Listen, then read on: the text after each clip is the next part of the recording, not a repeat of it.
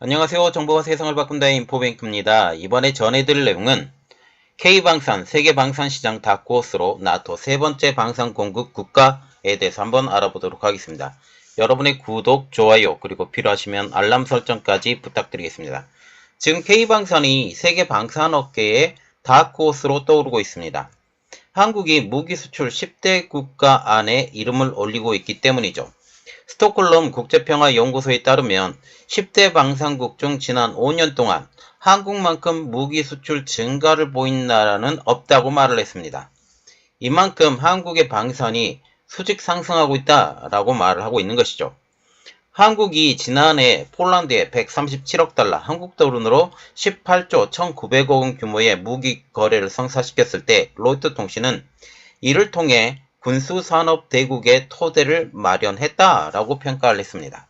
특히 러시아의 우크라이나 침공이 오히려 K방산 위상 성장에 도움을 주고 있는 것이죠.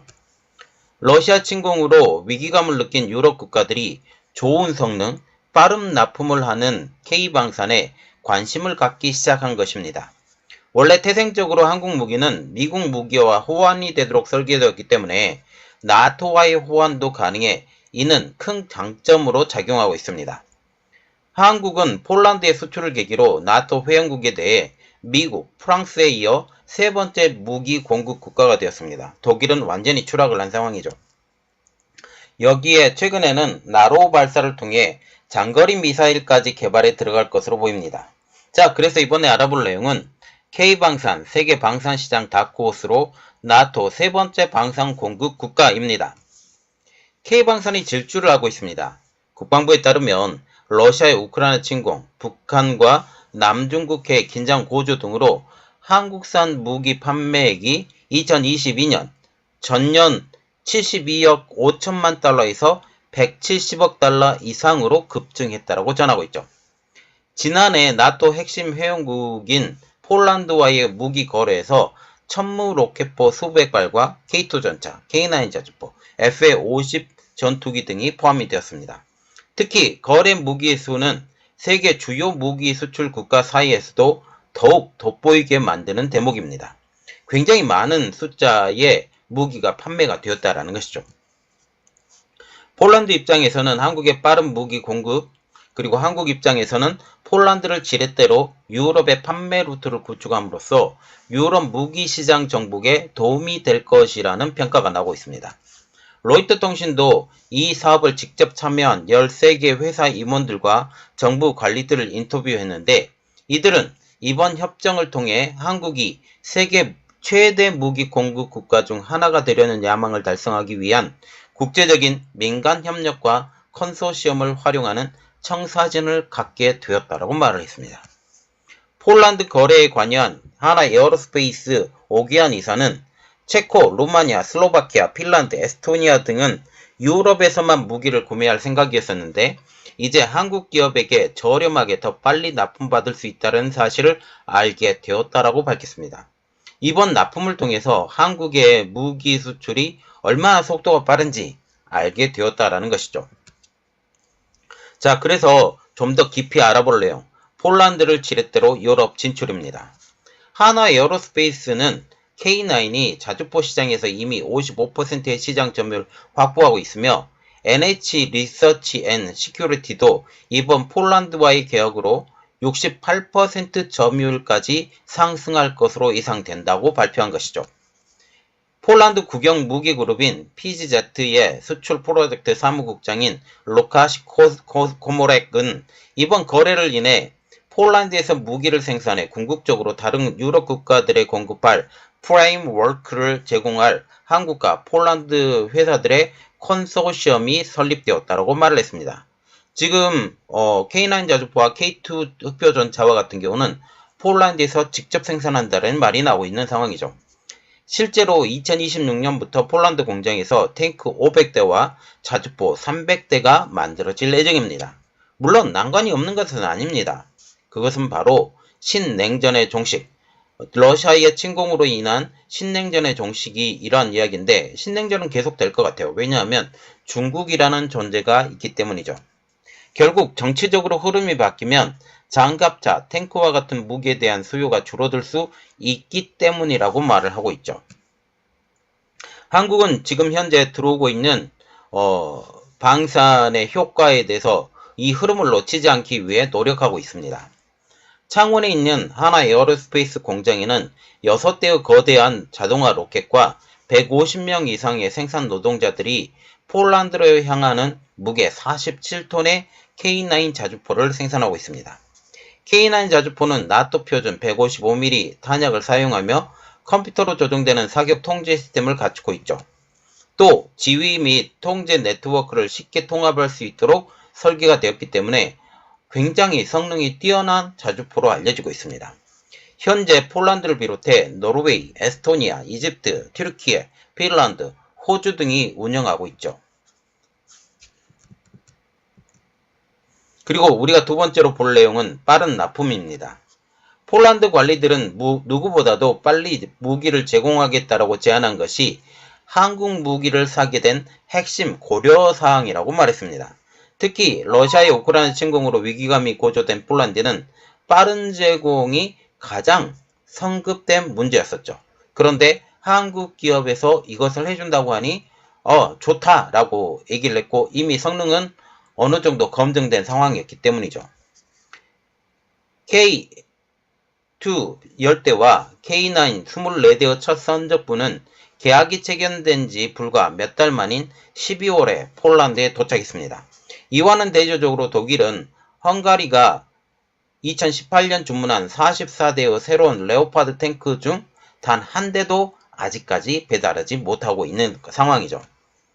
한국의 방산 임원들은 신속 배달 능력이야말로 미래의 고객들을 끌어들이는 영업 포인트가 될 것이라고 말을 했습니다. 익명을 요구한 한 유럽 방산 임원도 그들은 몇 주 또는 몇 달 안에 상황을 정리했다라고 하면서 놀라움을 감추지 못하고 있는데요. 한국항공우주산업의 카이에 조우레 부사장은 북한과의 지속적인 긴장으로 인해 남한의 군사 생산 능력은 늘 가동되어 있고 새로운 무기가 개발되고 시험되고 업그레이드되고 있다라고 말했습니다. 결국 적성국인 북한과의 대치가 한국 방산의 성장의 원동력이 되었음은 우리가 잘 알고 있는 사실이죠.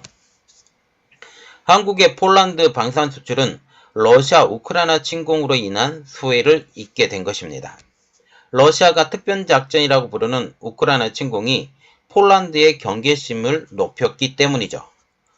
그리고 세 번째로 조금 더 깊이 들어갈 내용은 유럽으로 뻗어나가는 K방산입니다.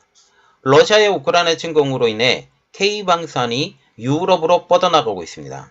러시아의 우크라이나 침공, 이는 유럽으로 확장을 원하는 러시아의 그 야욕을 했고 특히 루마니아가 지금 굉장히 위협에 빠져 있는 상황이죠. 폴란드. 특히 한국 무기는 미국과 호환되도록 만들어졌기 때문에 나토 시스템과 호환이 되는 것도 유럽으로 뻗어나가는 K방산의 장점이 되고 있습니다. 스톡홀름 국제평화연구소에 따르면 한국은 이미 나토 회원국 무기 구매의 4.9%를 차지하는 세 번째 큰 무기 공급 국가라 전했습니다. 65%를 차지하는 미국과는 한참 격차가 있지만 8.6%의 프랑스와는 크게 뒤처지지 않은 상황이죠. 한국은 지난해 최초 국산 우주 로켓을 발사했고 지난 25일에는 나로호를 성공적으로 지구 궤도에 안착시켰습니다. 국내에서 설계된 KF-21 전투기가 2026년엔 실전 배치될 예정이고 이미 시제기는 성공한 상황이죠.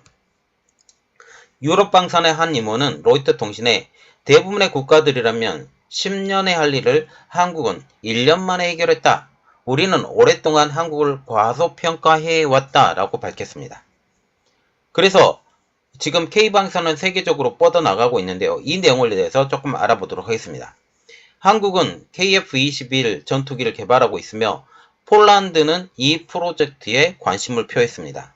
물론 지금 인도네시아 공동 개발을 이야기를 하고 있지만 한국의 독자 개발에 가깝고 인도네시아는 재정 지원과 향후 그 물량 수출을 위해서, 이 교두보를 위해서 인도네시아와 지금 이야기를 하고 있는 것이죠. 인도네시아 같은 경우는 다음 달에 지금 밀린 분납금을 어떻게 할지 지금 결정을 해야 되는 상황입니다. 말레이시아는 올해 FA50을 10억 달러 가까이 사들였고, 한국은 호주에 차기 보병 전투차 공급을 위한 120억 달러 규모의 계약을 따내기 위해 현재 독일의 링스와 경쟁 중입니다.